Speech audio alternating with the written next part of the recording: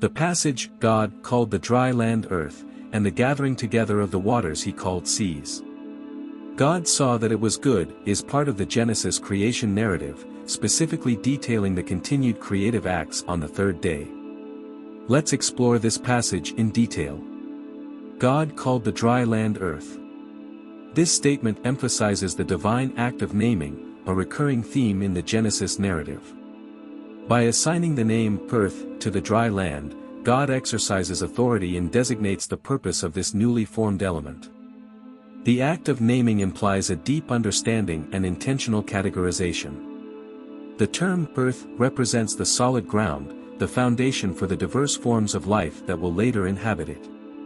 This naming signifies God's control over and ownership of the physical elements. And the gathering together of the waters he called seas. Continuing the pattern of naming, God designates the collection of waters as seas.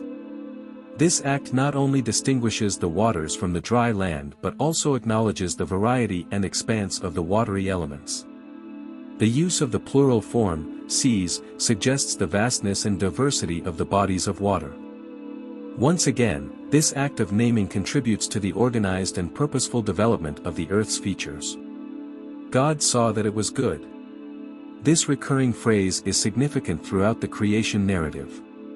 God's evaluation of the created elements as good underscores the inherent harmony, balance, and perfection of the divine design.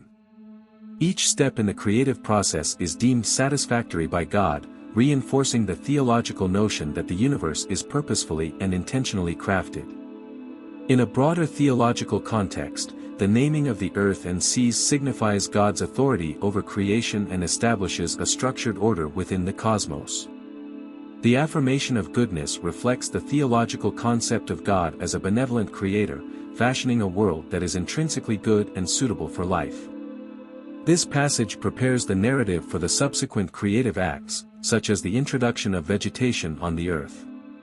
The organized progression of the creation narrative underscores the deliberate unfolding of God's plan, marked by distinct acts of naming and evaluation. In summary, this passage highlights the divine acts of naming the dry land as earth and the gathering of waters as seas, emphasizing God's authority over creation. The affirmation of goodness reinforces the theological understanding of a purposeful and harmonious universe.